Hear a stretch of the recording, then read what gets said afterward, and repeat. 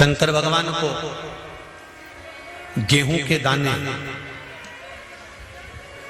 21, कमलगट्टे 5, चावल के दाने आखा चावल जानते हो आप लोग, पूरा पूरा चावल 108, काली मिर्च 21, काली तिल 1 चुटकी, धतूरा 1, बेलपत्र 7 पत्ते 7 नग, शमी के पत्र 7, पुष्प फूल और गुलाब के फूल मिल जाएं तो 7 नग, पुष्प फूल मिल जाएं, अगर गुलाब का लाल फूल मिल जाए तो ठीक, नहीं मिले तो गुलाब का फूल मिले तो उसकी पंखड़ी भी निकाल सकते, पर थोड़ा सा कलर लाल होना चाहिए। हम सफेद फूल का इसलिए मना कर देते हैं क्योंकि जिस समय पर ब्रह्मा जी शिवलिंग का छोर का पता करने गए थे, उस समय पर केतकी के फूल को साथ में लेकर आ गए थे। किसी के स्मरण में ना रहे और वो भूल से केतकी का फूल उठा लाया और अभिषेक में चढ़ा दिया तो दोष तो उसको भी लगेगा, इसलिए हम सफेद फूल का वर्णन नहीं करते। हम कहते कि लाल फूल एक छोटा सा चढ़ा दो, उसकी पंखड़ी निकालकर साथ चढ़ा दो, पर चढ़ाएं लाल। हाँ, अगर केतकी को पहचानते हो तो फिर सफेद भी चढ़ा सकते हो, पर केतकी का मत चढ़ा महाराज। गुलाब का पुष्प 7 और अभिषेक की सामग्री दूध, दही, शहद, घी, शक्कर, इत्र, चंदन, 3 गोल सुपारी। गोल सुपारी एक गणेश जी, एक गोरा जी बनाने के लिए, एक संकल्प छोड़ने के लिए। हरोली चावल, मोली, कपूर, 2 घी के दीप, 1 दिया पूजन के समय पर प्रज्वलित करने के लिए, 1 दीप से भगवान की आरती करना। जनेऊ, काली मिट्टी या पीली मिट्टी या लाल मिट्टी या सफेद मिट्टी शिवलिंग का निर्माण करना। जिस समय 7 बजे हम लोग अभिषेक करने बैठे, उससे पहले शिवलिंग का निर्माण थाली के अंदर करके रख, और किस भाव से करना? जिस भाव से माता सती ने और माता पार्वती ने शंकर भगवान को अपना बनाने के लिए, अपनी कार्य सिद्धि के लिए, नंदीश्वर की धर्मपत्नी सुयशा ने भी जो शिवरात्रि का स्मरण करा है सावन महीने की, भगवान शंकर की बहुएं बल्ली देवी और देवसेना ने भी श्रावण महीने की शिवरात्रि का स्मरण करा है। भगवान श्री गणेश जी महाराज की धर्मपत्नी रिद्धि और सिद्धि ने भी श्रावण महीने की शिवरात्रि की पूजन करी है। माता पार्वती और माता सती ने भी श्रावण महीने की पूजन आराधना करी है। माता गंगा ने भी श्रावण महीने की पूजन आराधना करी है।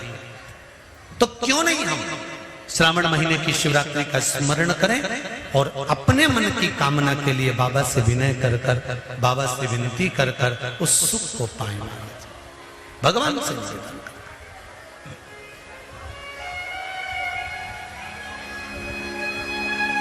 सती मैया तरुणी अवस्था में अपनी माता से प्रश्न करती है और माता उत्तर पर उत्तर देते हैं।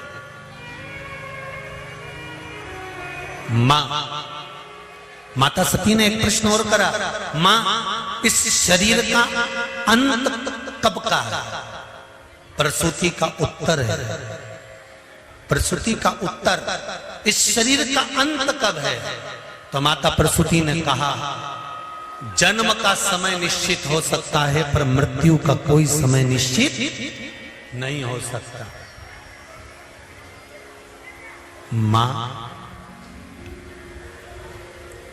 मां कहती है, सुनो पुत्री, जैसे एक आज के बच्चों को और पहले के समय में, आज के समय में जो पेन आता है ना, ये प्लास्टिक से ढका होता है, इसके अंदर कितनी शाई है ये हमको नहीं दिखती। दिखती है क्या? नहीं। पर पहले के समय में जो पेन आता था, उस पेन में कितनी शाई होती थी, कितनी कम हो जाती थी, वो हमको दिखती थी। तो लिखने वाला जब परीक्षा हॉल में लिखने बैठता था ना, तो अंदाजे से पेन लेकर जाता था कि मेरा ये पेन यहाँ खत्म होने वाला है। तो देख लिया उसने, इतनी सी शाई बची है, लिखना चालू करा, फिर देखा शाई थोड़ी सी बची है, फिर देखा शाई थोड़ी सी बची है। पहले के समय में दुनिया के लोगों को मालूम था कि बचपन जाएगा, जवानी आएगी, जवानी जाएगी, अधेड़ी आएगी, अधेड़ी जाएगी, बुढ़ापा आएगा। पहले के समय में लोगों को मालूम था कि ये 100 साल जिएगा और 100 साल के बाद मरेगा। पहले के समय के लोगों को मालूम था कि शाई कितनी रह गई, कलम में कितनी शाई रह गई। पहले के लोगों को मालूम था कि अभी इतनी श्वास रह गई है, अभी इतना शरीर और रह गया, अभी इतने साल और ये नौकरी पर रहेगा, अभी इतने साल और ये काम करेगा। तो पहले के लोगों को मालूम था कि 100 साल तक ये जिएगा, मतलब इसमें इतनी शाई रह गई है। तो वो लिखता जाता, लिखता जाता, लिखता जाता, लिखता जाता। तो आज के समय में प्लास्टिक के पेन के अंदर शाई भर दी जाती है और वो शाई हमको नजर नहीं आती है, कब कब खत्म हो जाती है, लिखते लिखते कब समाप्त हो गया तो पेन बदलना पड़ता है। उसी तरह मेरे शिव की कथा कहती है, ये कली युग में, कली काल में व्यक्ति को मालूम नहीं रहता कि कौन सी श्वास आखिरी है, कब शाई खत्म हो गई, कब पेन को फेंकना पड़ जाए, ये जीवन का कोई भरोसा नहीं। इसलिए ध्यान रखना, पेन को हर कहीं मत चला। आप सब माताएं बड़ी बड़ी चतुर चतुर बैठी हैं, आपका बच्चा अगर ABCD लिखे या आ बा का दा लिखे तो तुम खुश होती हो कि नहीं होती? अरे बोलो तो जम के होती हो ना। बच्चा काम की चीज लिख रहा है और बच्चा पेन उठा के कॉपी को, अरे बोलो तो जम के, गोदे जाए गोदे जाए गोदे जाए,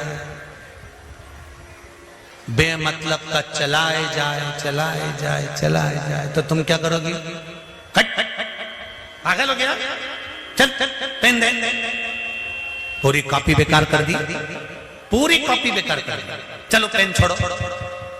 समझदार मां शाई खत्म नहीं होने देती और कॉपी का पेज गंदा नहीं होने देती, खराब नहीं होने देती। इसलिए बच्चे को कहती आ लिख, बा लिख, ए लिख, बी लिख, सी लिख, मना नहीं है, पर कॉपी को यूं ही बर्बाद करेगा तो मां बर्बाद नहीं होने देगी। उसी तरह संत भी ऐसे ही होते हैं। जब हम अपनी जिंदगी, बचपन, जवानी, अधेड़ी, बुढ़ापा यूं ही गोद गोद के बर्बाद करना चालू कर देते हैं, खाने में, पीने में, सोने में बर्बाद करने लगते हैं, घूमने फिरने में बर्बाद करने लगते हैं, तो कोई सतगुरु आता है जो तुम्हारा हाथ पकड़कर कहता है इसको बर्बाद मत करो, हाथ में एक माला पकड़ो, शंकर का गुणगान करो, भगवान की अविरल भक्ति में डूबो, तो ये जिंदगी सार्थक होगी। संत भी तुम्हें बेकार होने से रोक देते, सतगुरु भी तुम्हें बेकार होने से रोक देते। कितना सुंदर भाव कहा है यहाँ पर, शिव महापुराण का बड़ा सुंदर संवाद कहा है। सुनिए, भाव से इसको स्मरण करिएगा। सती मैया ने अगला प्रश्न किया है, जैसे आपको कल कथा में कहा था कि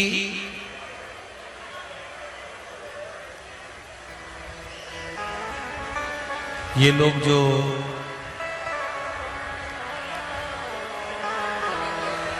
राखोड़ी करते हैं ना, राखोड़ी, आप लोगों को ध्यान में होगा कि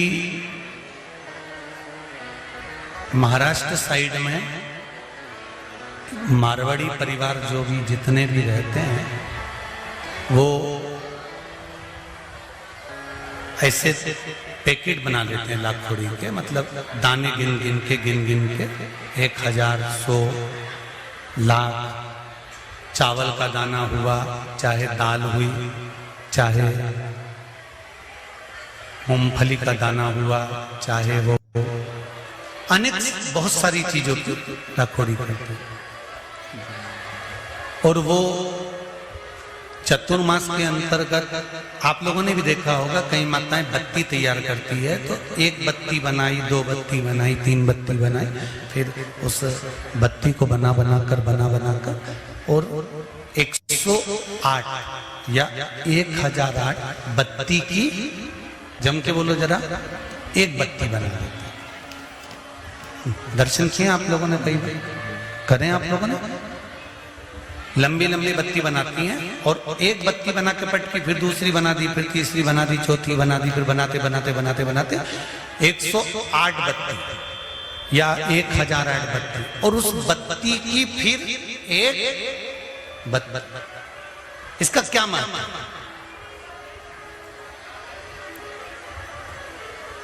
जितने लोग आस्था चैनल पर सुन रहे हैं, जितने फेसबुक यूट्यूब पर सुन रहे हैं, जरा ध्यान से सुन। लाखोड़ी का मतलब क्या होता है कि हमने जो चिरौंजी ली वो इतनी ले ली, हमने तिल्ली ली तो इतनी ले ली, हमने गिन गिन के चावल का दाना की लाखोड़ी करी, हमने इसकी लाखोड़ी करी, तो उसका मतलब क्या? उसका फल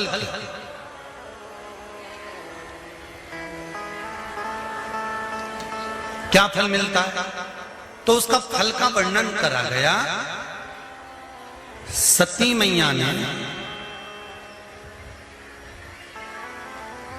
शंकर भगवान को, और अंत में भगवान शंकर के ही कंधे पर मृत्यु के पश्चात एक सौभाग्यवती नारी, अखंड सुहागन नारी का सबसे बड़ा, अगर भगवान से कुछ मांगना होता है तो वह भगवान से यही मांगती है कि जब मैं मरूं, मेरे मांग में सिंदूर हो, गले में मंगल सूत्र हो, हाथों में चूड़ियां हो, पाँवों में पायल हो, मेहंदी महाबूर मेरे लगा हुआ हो, लाल चुंदड़ी में ओढ़ी हुई हो, और अपने पति के कंधे पर और अपने पुत्र के कंधे पर चढ़कर मैं शमशान तक जाऊं।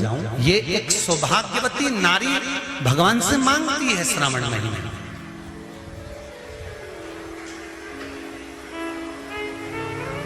इस लाखोड़ी का मतलब क्या? एक बत्ती, 2 बत्ती, 3 बत्ती, 4 बत्ती, 5 बत्ती, 6 बत्ती, 7 बत्ती, और उस बत्ती को फिर 108 पूरी होने पर, 1008 पूरी होने पर उस बत्ती को फिर बांधकर एक करा जाता है। इस बत्ती का मतलब क्या? क्या मतलब है? क्या महत्व है?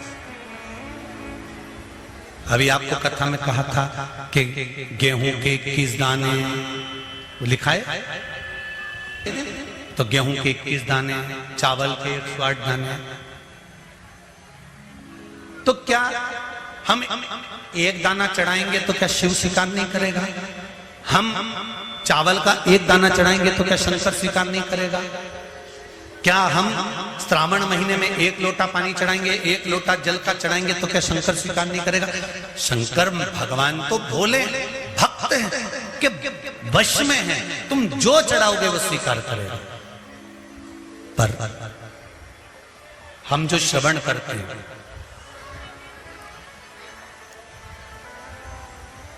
क्यों 21 दाने, क्यों 108 दाने, क्यों बेलपत्र 7, क्यों 11, क्यों 5, क्यों 4, क्यों 3, क्यों 2, क्यों 1? इसका महत्व क्या है? क्या महत्व? महाराज शिव पुराण का स्कंद पुराण वर्णन करती है, कुर्म पुराण में भी इसका सुंदर भाव व्यक्त वर्णन किया गया है, और गर्ग संहिता में भी इसका सुंदर भाव वर्णन होता है कि हम कोई भी सामग्री की सवामणि करते हैं या लाखोड़ी करते हैं या दीप की बत्तियां हम ज्यादा बनाने के बाद में एक बत्ती का निर्माण कर भगवान को समर्पित करते हैं, उसके पीछे एक कारण होता है। स्त्री नारी सौभाग्यवती रहकर एक वस्तु का दान नहीं करती। फिर समझ लेना मेरी जीजी, केवल अकेली साड़ी बिना ब्लाउज पीस के किसको दी जाती है ये आप भी जानते हैं। एक वस्त्र का दान किस समय पर दिया जाता है? जिस समय पर किसी नारी का पति चले गया हो और मायके से पहली बार जो वस्त्र आता है, सबको अंदाजा होगा इस चीज का, उस नारी के लिए जो पहला वस्त्र आता है उसमें ब्लाउज का पीस नहीं आता, केवल एक साड़ी ही आती है, कपड़ा नहीं आता, दूसरा वस्त्र नहीं आता। क्यों सनातन धर्म में, हमारे हिंदू धर्म में कहा जाता है कि ब्राह्मण को भी अगर वस्त्र दिया जाता है तो वो जोड़े का दिया जाता है। धोती दी है तो साथ में कुर्ता देना है, शर्ट दिया है उसके साथ में भले जनेऊ रख देना है। अगर आपके पास में धोती नहीं है, पजामा का कपड़ा, पैंट का कपड़ा नहीं है तो जनेऊ रख दो। जनेऊ नहीं हो तो हाथ में बांधने वाली वो मोली, नाड़ा, लच्छा वो बांध कर दे दो, वो रख दो। स्त्री को कोई वस्त्र दे रहे हो तो साड़ी के साथ में ब्लाउज लगा कर दो या कोई सौभाग्य की वस्तु रख दो। अकेला ब्लाउज पीस भी दे रहे हो तो उसके साथ टीकी का पत्ता रख दो, उसके साथ कोई वस्तु जोड़े से होना चाहिए, सिंगल वस्तु का दान नहीं दिया जाए।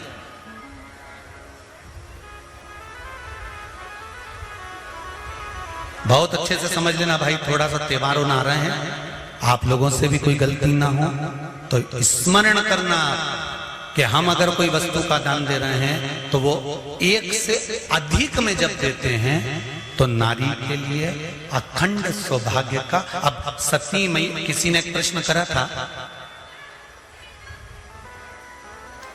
3-4 कथा निकल गई होगी उस समय पर, किसी का एक मोबाइल पर प्रश्न था, किस सती मैया ने कौन सा व्रत किया था जब सती जलकर भस्म हो गई थी तो शंकर भगवान ने उसको कंधे पर उठाया था और कंधे पर उठाकर सती मैया को लेकर भगवान शंकर ने तांडव किया था।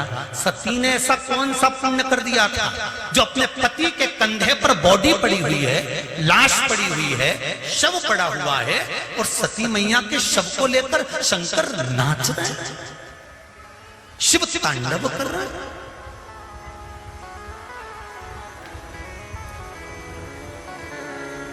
कई लोग हमको पागल कहेंगे, बताओ सीवर वाला गुरुजी तो बैठे बैठे कहते रहता है 21 दाने चावल के चढ़ा दो तो 11 दाने चढ़ा दो तो 5 दाने चढ़ा दो तो 7 दाने चढ़ा दो, 7 बेलपत्र चढ़ा दो तो काली मिर्ची इतनी चढ़ा दो। उसका कारण क्या है? कभी एक एक पुराण को, एक एक शास्त्र को उठाकर तो देखो कि उसमें कितना कितना वर्णन लिखा हुआ है कि कितनी मात्रा में क्या चढ़ना चाहिए। आपने एक भगोना चाय रख दी, चाय के लिए इतना बड़ा भगोना, उसमें 50 लीटर दूध, 50 लीटर पानी और तुम चाय बना रही और पत्ती एक चम्मच डाल दी, चाय में स्वाद आएगा? नहीं। उसके अनुसार आपको चाय की पत्ती भी ज्यादा डालना पड़ेगी। जब दूध ज्यादा है तो पत्ती उतनी डालो। अब तुमने जैसे किसी किसी किताब में लिखा रहता है 2 चम्मच बेकिंग पाउडर डालो, आधी चम्मच शक्कर डालो, फिर 1.5 चम्मच इलायची का पाउडर डालो, फिर आधी चम्मच ये डालो, फिर धीरे धीरे उसको धीमी धीमी आंच पे हिला। तो उसने नहीं तो डायरेक्ट लिख देता तुम्हारी मर्जी पड़े उतना कूड़े दो,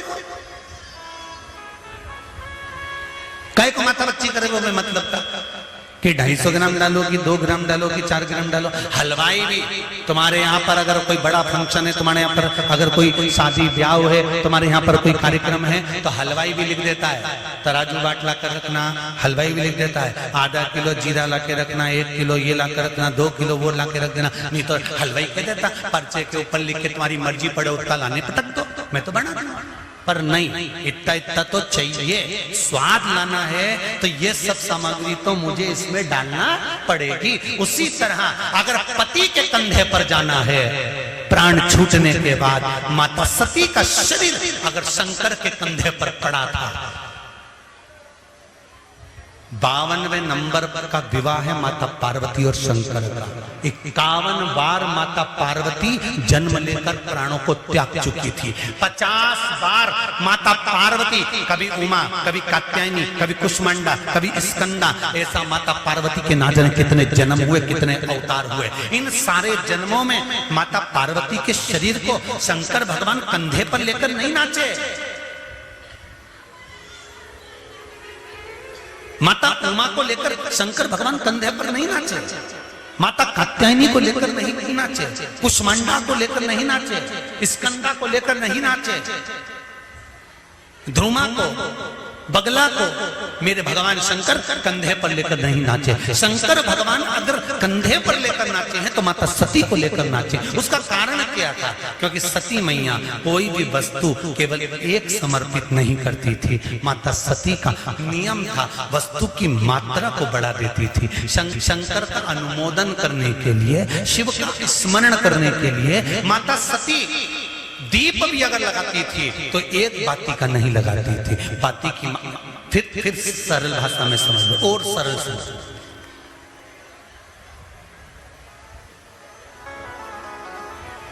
दूल्हा दरवाजे पर जब आता है, मटकी में जो दिया लगाया जाता है, सालियों लेके खड़ी होती है कन्याओं, वो मटकी में एक बत्ती का दिया लगता है कि 4 बत्ती का लगता है? जम के बोले 4 बत्ती का लगता है ना। 4 बत्ती का दिया, क्योंकि हमारे यहाँ शुभ कार्य हो रहा है, 4 बत्ती का दीप लगाया। तुम्हारे यहाँ प्रतिदिन घर में आरती करते होगे तो जो घी के डब्बे में भींगी भींगाई बत्ती रखी रहने, उसको निकाल के धर देते। बोलो सही है गलत है? निकाल के धरी, माचिस से लगाई, तन मन धन सब कुछ तेरा, और आरती कर पुरा के, घंटी बजा के, भोग लगा के, शक्कर रख के, भगवान को प्रणाम करके चली जाती। अब तुम्हारे यहाँ सत्यनारायण भगवान की तुमने कथा करवाई तो जो घी की बत्ती लगी वो तो लगी, उसके अलावा एक दिए में कपूर अलग से लगाया। मतलब कितनी बाती हो गई? एक घी की हो गई, एक कपूर की आरती हो गई। जजमान लोग यहाँ आरती करते हैं, उसके बाद में कपूर को फिर जला देते हैं। उसका कारण क्या? अधिकता में फल प्राप्त करना, अधिकता में फल देना।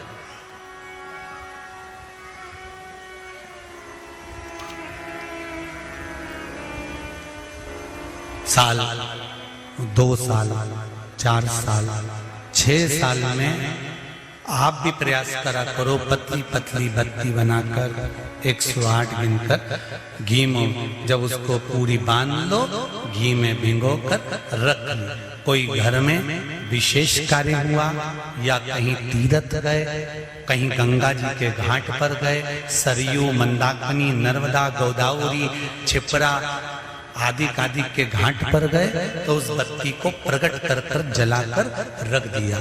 क्या होता है उससे? माता सती ने कौन सा पुण्य करा था? जो शंकर भगवान के कंधे पर शव पड़ा हुआ था और शंकर नाच रहे थे, वो सती का पुण्य था कि वो कभी एक सामग्री से शिव को प्रसन्न नहीं करती थी, बहुता में देकर शंकर को रिझाती थी। इसलिए शिव ने उसको अखंडता प्रदान की। शंकर भगवान ने अखंडता दी है उसको, अखंडता।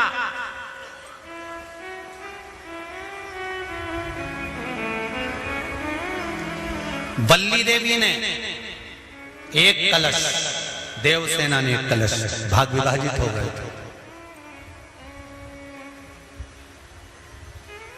भाग विभाजित।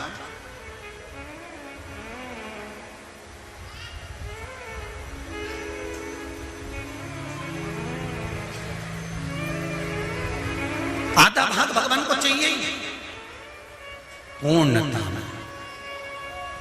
फिर निवेदन करेंगे। अब एक प्रश्न और खड़ा हो जाता है, ध्यान दीजिएगा जरा, कि गुरुजी तो कथा में कहते हैं कि एक बेलपत्र भी चढ़ा दी तो भगवान शंकर ने स्वीकार करी। सियोर वाले गुरुजी कहते हैं एक चावल का दाना भी चढ़ाया तो भगवान शंकर ने स्वीकार करा।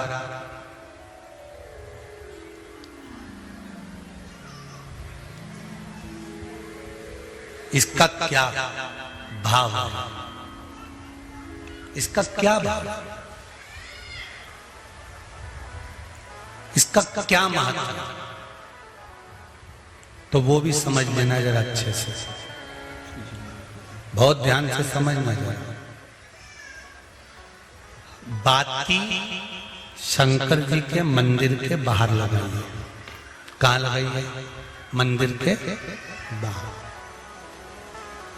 कपड़े दान करे मंदिर के बाहर।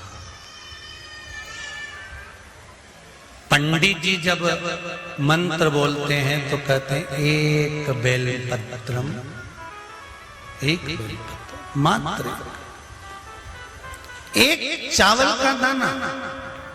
सियोर वाला महाराज भी कहता है कि एक चावल का दाना शंकर भगवान को समर्पित कर दो, एक बेलपत्र समर्पित कर दो, एक लोटा जल समर्पित कर दो, एक फूल की मात्र एक पंखड़ी भी चलाई तो भगवान शंकर इसको स्वीकार करेंगे। इसका महत्व क्या है? तो लिंग पुराण में लिखा है जब शंकर भगवान पर, शिवलिंग पर कोई एक वस्तु भी समर्पित होती है तो वहां शंकर जी का नाम बदल जाता है और शिव जी का नाम लक्षेश्वर महादेव हो जाता है। कौन से महादेव हो जाते हैं? लक्षेश्वर। शंकर भगवान को जब एक चावल का दाना, एक वस्तु, एक सामग्री शिव को समर्पित करी जाती है, वहां शंकर लक्षेश्वर महादेव हो जाते हैं। लक्षेश्वर का मतलब क्या होता है कि एक बेलपत्र समर्पित करी तो शंकर भगवान ने उस बेलपत्र को 1,00,000 बार स्वीकार कर लिया। एक चावल के दाने को 1,00,000 बार स्वीकार कर लिया। शंकर भगवान लक्षेश्वर महादेव बन गए। लाखों की संख्या में शंकर भगवान के स्वरूप वहां पर प्रकट कर गए।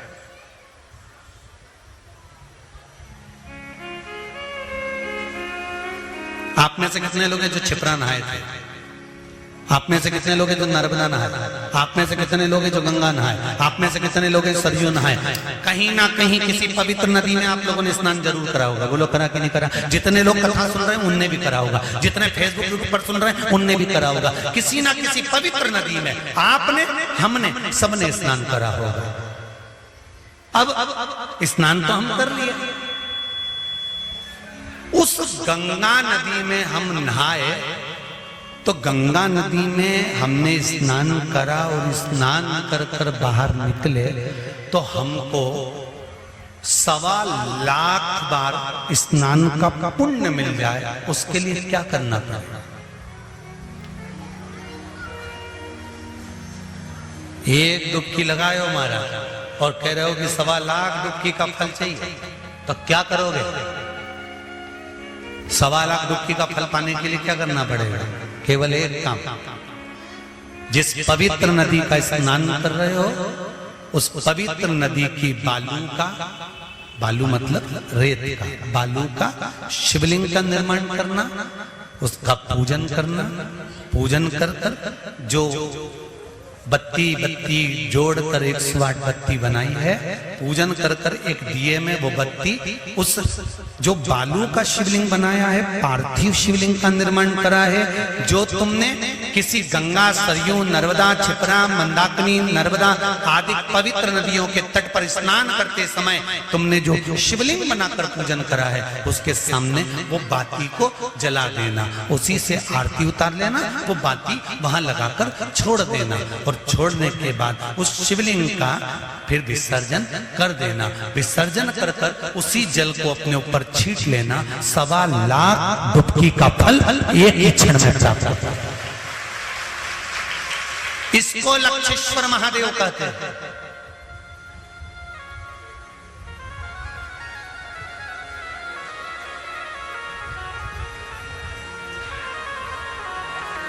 इसको लक्षेश्वर महादेव कहते हैं।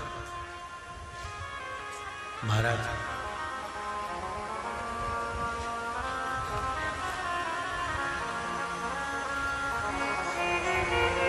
कितना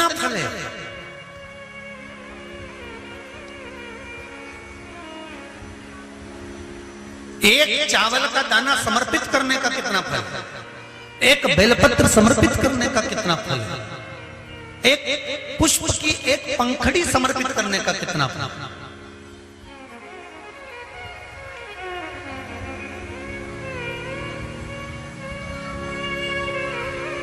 और समझ लो, ब्राह्मण को हम दक्षिणा देते हैं, भांजा भांजी को हम भेंट देते हैं, बहन बेटी को हम कुछ रुपए देते हैं। जिस लिफाफे में रुपए को रखकर दिया जाता है उसमें एक का सिक्का पहले से लगा होता है। बोलो सही है कि गलत है? क्यों? समता में नहीं बढ़ाकर दिया गया, बहुत अधिक कर दिया गया। हमने अगर अधिक कर दिया है तो उसका फल भी हमको अधिकता में प्राप्त हो। अधिक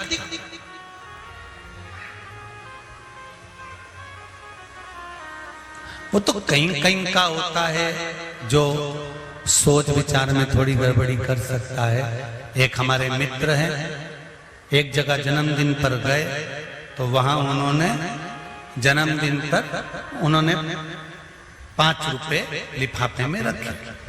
तो हमने कह दिया, क्यों रे ओ प्रकाश, उसके यहाँ जन्मदिन पर जा रहा है और 5 रुपए रख रहा है? तो क्या हमने जन्मदिन मनाया था 8 साल पहले, तब उसने भी तो 5 रुपए रख के दिए थे। तो हमने कहा 8 साल पहले 5 रुपए की महत्वता थी, अब तो 5 का 10 हो गया, तो 10 तो दो।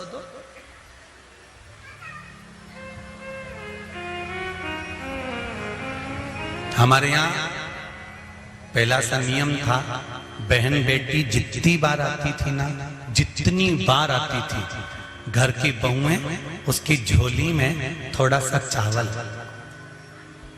दाल जो भी घर में होता था वो डालती थी। भले वो लेकर नहीं जाती थी, इतना सा दाना पल्लू में बांधा और लेकर चली गई, भले वो वहीं छोड़ गई, पर उसकी झोली कभी खाली कर नहीं भेजते। आप में भी जितने लोग बैठे, ऐसा नियम पहले था। अब आज का जमाना तो बड़ा विचित्र हो गया कि बहन बेटी से आस लगाकर बैठते हैं। जैसे ही आई तो पहले सोचते हैं राखी पे कितने भतीजों के कपड़े लेके आई है, कितने भाई के कपड़े लेकर आई है। अब तो आस लगा कर बैठते हैं कि ये लाई होगी। और भाई और भाभी को बहन से आस नहीं लगाना चाहिए। भाई और भाभी को तो बहन लेकर आए चाहे ना आए, फर्ज हमारा है कि हमारे दरवाजे से हमारी बहन बेटी खाली ना जाए, तो हमारा दरवाजा भी कभी खाली नहीं होता।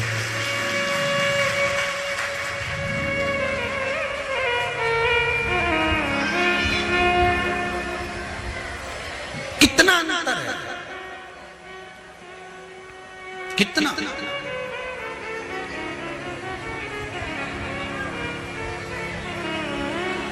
सनातन धर्म में जन्मदिन पर केक काटा जाता है क्या? अरे बोलो जम के नहीं। सनातन धर्म में जन्मदिन पर केक नहीं काटा जाता। सनातन धर्म और ये आज के जो ये पाश्चात्य पद्धति चल रही है कि पहले काटो फिर बांटो, ये काटो और बांटो, ये सनातन धर्म की पहचान नहीं है। सनातन धर्म काट कर बांटना नहीं जानता, सनातन धर्म जोड़कर बांटना जानता है। पहले जन्मदिन मनता था तो बूंदी छटती थी, नुकती बूंदी, उसके दाने अलग अलग रहते थे। सनातन धर्म के लोग बांध कर बांटते हैं।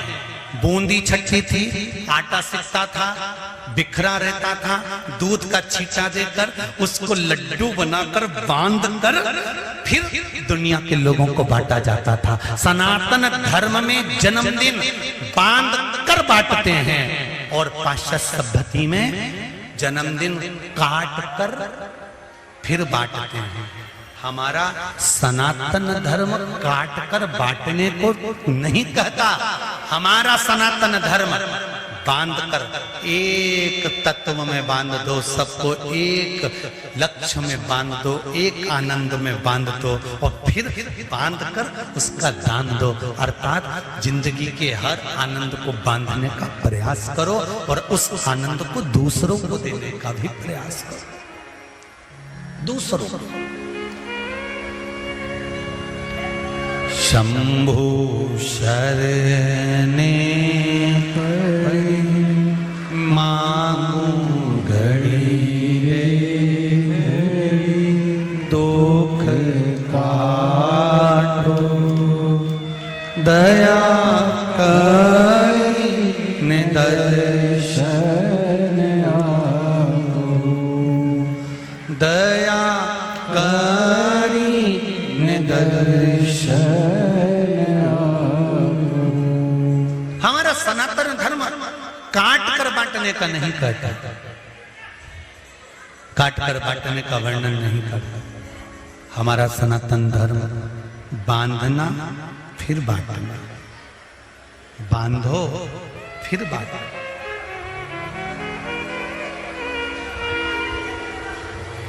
बोल लक्षेश्वर महादेव की, कुबेरेश्वर महादेव की। तो माता सती के शव को शंकर भगवान ने अपने कंधे पर उठाया। उसको उठाने का कारण क्यों, किस लिए? ऐसा वो कहते हैं ना, कौन सा पुण्य, वो कहे ना, ऐसा कौन सा पुण्य किया गोरा शिव तेरे दर पे आते हैं, शिव तेरे दर पे आते हैं, भोला तेरे दर पे आते हैं। ऐसा कौन सा पुण्य किया गोरा भोले दौड़े चले आते हैं। वो पुण्य कौन सा है, वो आनंद कौन सा है, वो सुख कौन सा है, कौन सा पुण्य है? और वो पुण्य कोई दूसरा नहीं है। मेरा निवेदन रहेगा सौभाग्यवती माताओं से,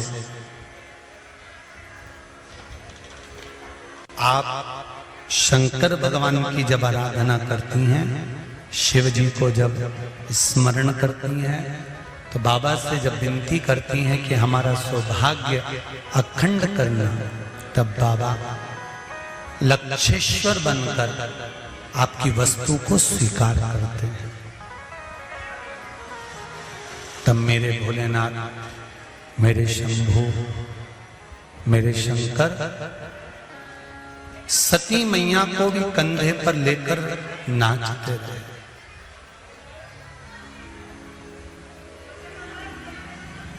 खूब पूजन करी सती मैया, खूब पूजन करी। और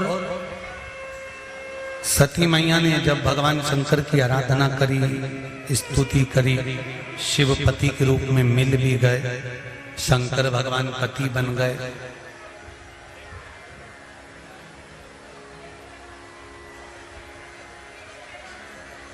दक्ष प्रजापति का मन नहीं था सती और भगवान शंकर की शादी करने। हिमालय राज का मन नहीं था माता पार्वती से शंकर भगवान का विवाह करने।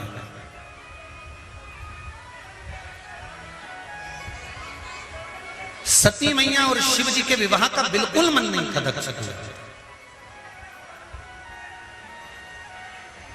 जैसे आप हो वैसे दक्ष प्रजापति। आपकी भी तो बहुत सारी चॉइस है। बिजनेस वालों को नहीं दूंगी लड़की, खेती वालों को नहीं दूंगी। कैसा चाहिए? अरे बोलो तो जम के, नौकरी वाला। अब वो नौकरी वाला इतनी दूर नौकरी कर रहा है, क्या खा रहा है, कितना पी रहा है,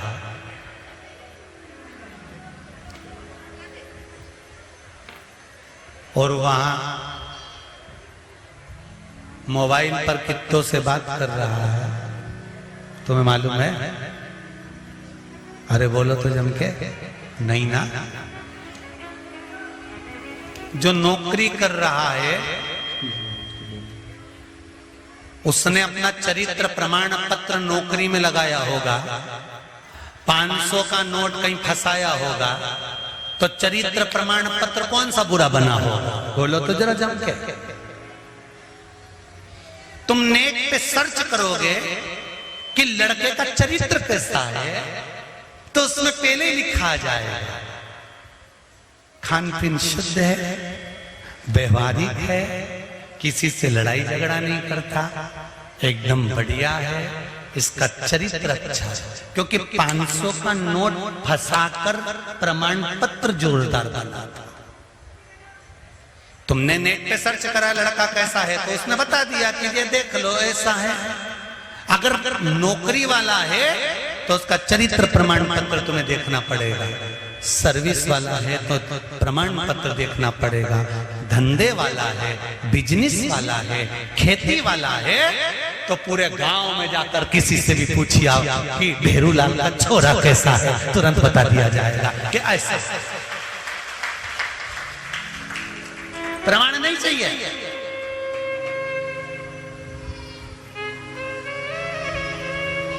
क्यों? उनकी छोरी का संबंध आया हमारे छोरे के लिए। छोरी कैसी है? अच्छी है, लड़की तो बढ़िया। पर अपना लड़का थोड़ा हाइट में, उसकी छोरी थोड़ी छोटी है। अच्छा, बस इतना मालूम पड़ गया? नहीं है तो अच्छी। अरे बहुत जोरदार परिवार, बहुत बढ़िया। पहले के समय में गांव में रिश्ता आता था और पूरे गांव के लोगों से पूछा जाता था। गांव के लोग सब अच्छे से बताते थे कि ऐसा परिवार, ऐसा कुटुंब, ऐसा कबीला।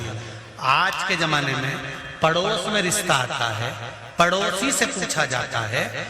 जरा से पानी भरने के नल के चक्कर में, एक बार बाल्टी लगाने के चक्कर में झगड़ा हो गया था, तो उसकी बेटी का संबंध आया, तो ये बाल्टी वाला जैसे इससे पूछा कि संबंध कैसा, अरे उनकी छोरी है, नल पे ऐसा झगड़ा करे। जरा सा तुम्हारे झगड़े के चक्कर में तुमने उसका जीवन बिगाड़ दिया। पड़ोसी का फर्ज है, कोई बेल चढ़ रही है ना, तो बन सके तो उसको बांस का टेका देकर और चढ़ाने का प्रयास करना चाहिए। जाओ, बहुत अच्छा लड़का है, बहुत अच्छी बेटी है, अच्छा है तो अच्छा कह दो।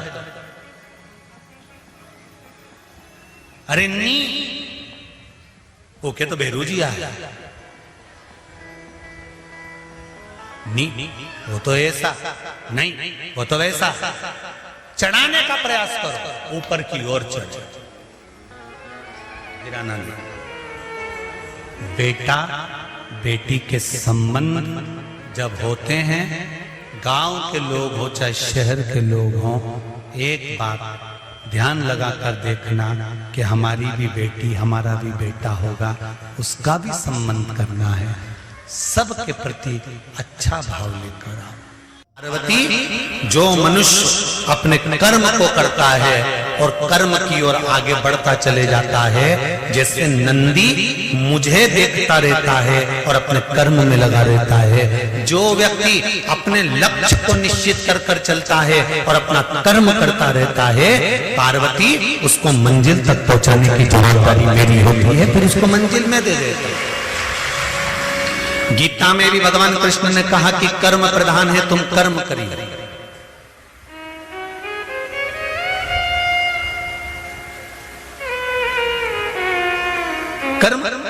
करना। एक गाड़ी चलाने वाला जो गाड़ी चलाता है ना, आगे बैठ के वो पीछे मुड़ के देखता है क्या? अरे जम के तो बोलो, नहीं। साइड में देखेगा? नहीं।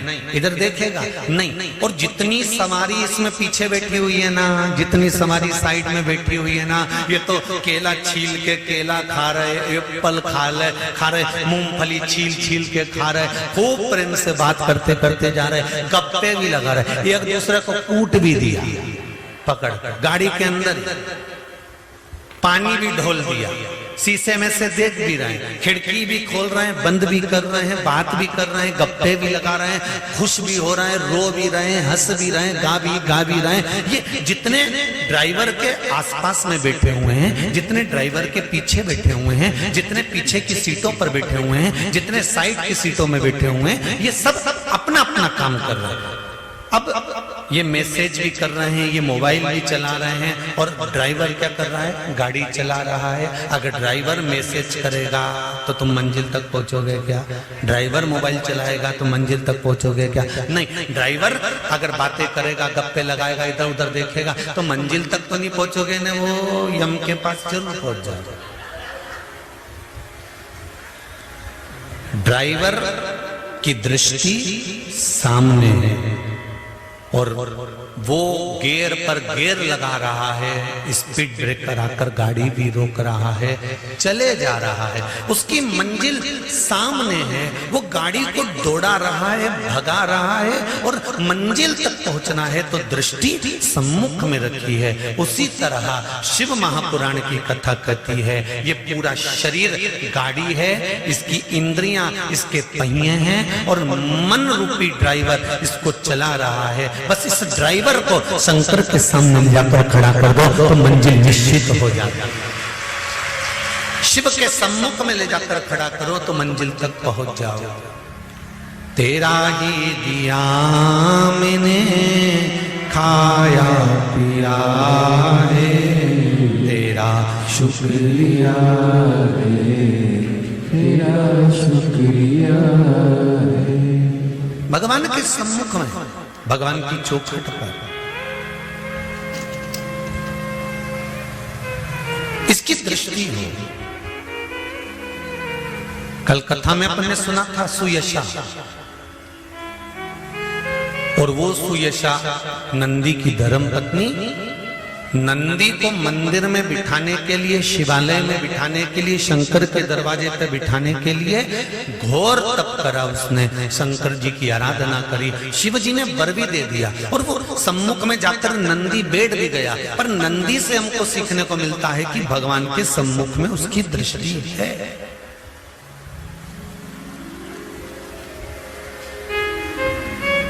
मैंने सारे नजारे देख लिए, एक तेरा नजारा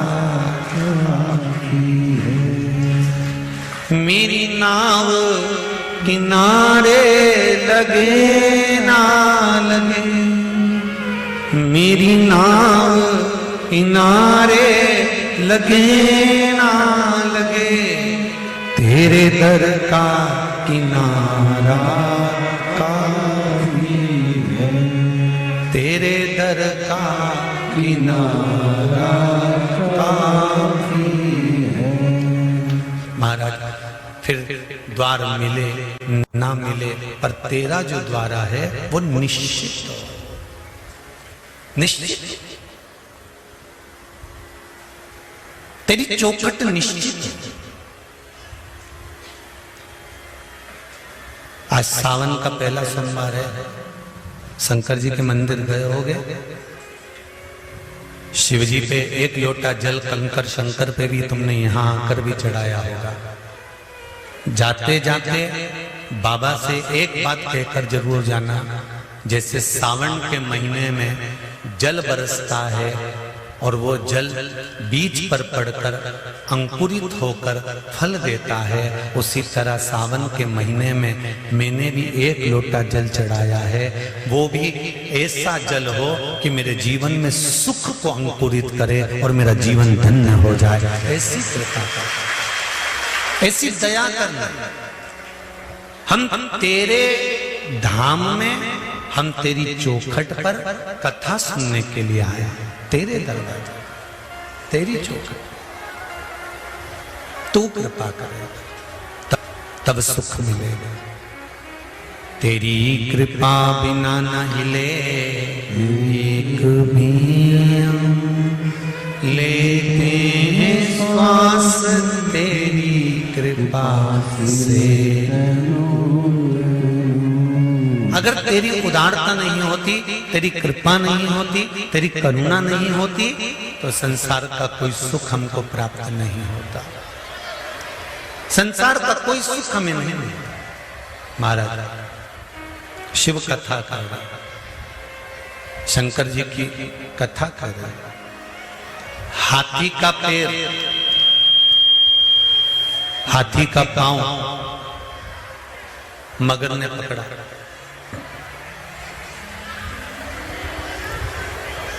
और जितने भी लोग पीछे खड़े हैं उनसे निवेदन है, आप लोग टीन शेड में चले जाओ। यहाँ से जितने भी लोग खड़े हुए हैं पानी में गीले नहीं हो, या शेड में जाकर बैठ जाओ, आराम से वहां बैठकर कथा सुनो। हाथी का पांव मगर ने पकड़ लिया, और हाथी का पांव जब मगर ने पकड़ा, हाथी का पैर जब मगर ने पकड़ा, उस पैर को पकड़कर मगर खींचता खींचता खींचता खींचता हाथी को लेकर पानी के अंदर जाने लगा। हाथी को खींचकर मगर हाथी को पानी के अंदर ले जाने लगा।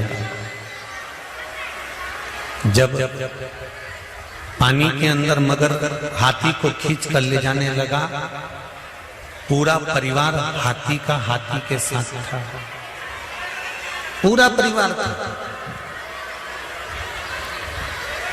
और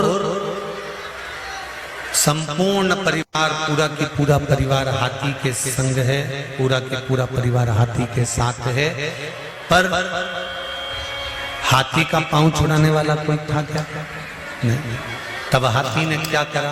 अंत समय प्रभु आना पड़ेगा, वचन दिया तो निभाना पड़ेगा।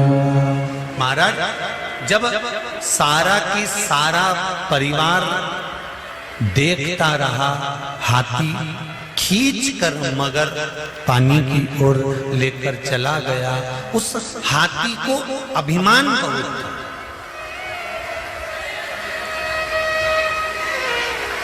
उस हाथी को अहंकार बहुत था। और हाथी को अहंकार किस चीज का था? हाथी को अभिमान किस चीज का था? हाथी को अभिमान था कि मेरे पास में बल बहुत है, मैं बहुत बड़ा हूं, बहुत विशाल हूं, मेरे पास में बल बहुत। हाथी को अभिमान इस चीज का था कि मेरे पास में बल बड़ा है, मेरे पास में बहुत बल है, मैं बड़ा विद्वान हूं, मेरे पास में बहुत सारा, मेरा शरीर बड़ा विशाल है, बहुत प्रबल है, और मुझे कोई हरा नहीं सकता, और मेरा परिवार मेरे साथ में है। यह हाथी का अभिमान था, यह हाथी की अभिमत्ता थी, यह हाथी का अहंकार था। पर जब हाथी का पांव पकड़ा, और हाथी का पांव पकड़कर जब पानी के अंदर गया, जाने के बाद हाथी का पांव पकड़कर पानी में जाने के बाद पानी में हाथी धीरे धीरे धीरे धीरे धीरे धीरे समाने लगा, धीरे धीरे डूबने लगा। तब हाथी का पूरा शरीर पानी के अंदर चले गया, केवल हाथी की सूंड हाथी ने ऊपर कर ली, और उससे श्वास ले रहा था, वो भी धीरे धीरे धीरे धीरे पानी में जाता जा रहा था, थोड़ा सा ही बचा था। तब हाथी ने विचार कर लिया कि अब मुझे कुछ ना कुछ करना पड़ेगा, मेरा परिवार मेरा साथ नहीं दे रहा, मेरा कुटुंब मेरा साथ नहीं दे रहा, अब मृत्यु की घड़ी सामने आकर खड़ी हो गई है। तब उस हाथी ने क्या करा? तब परमात्मा को पुकारना प्रारंभ, तब उस भगवान को बुलाया, तब उसको कि भरोसे थारे चाले रे भोले जी मारी नाम, भोले जी मारी नाम, प्रभु जी मारी नाम, भरोसे थारे चाले रे भोले जी मारी नाम, भरोसे थार चाले भोले जी मारी नाम। आओ से दोनों हाथों से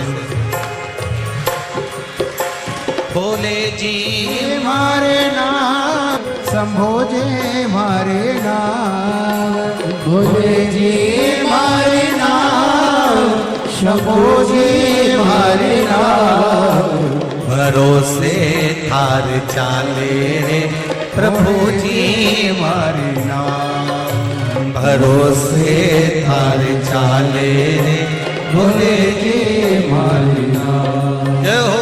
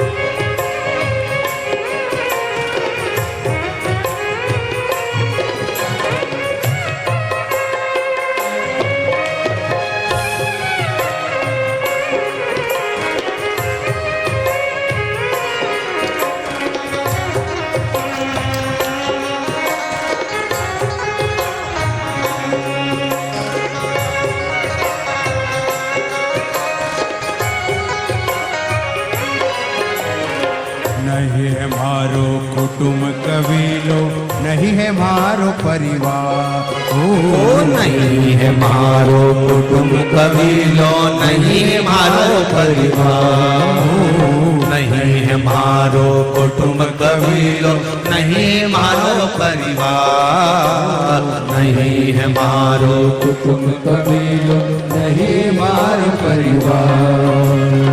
आप बिना दूजो नहीं कोई, ओ भोले आप बिना दूजो नहीं कोई, जग में तारन हार, भरोसे तार चाले हो भोले जी मारी नाम, भरोसे तार चाले हो भोले जी मारी नाम, भोले जी मारे नाम, शंभो जी मारे नाम, भोले जी मारे नाम, शंभो जी मारे नाम, भरोसे थारे चाले हो भोले जी मारे नाम, भरोसे थारे चाले हो भोले जी मारे नाम।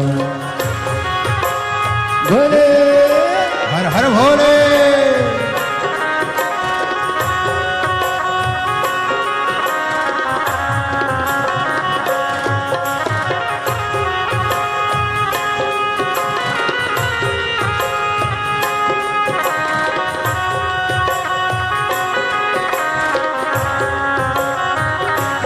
जय हो।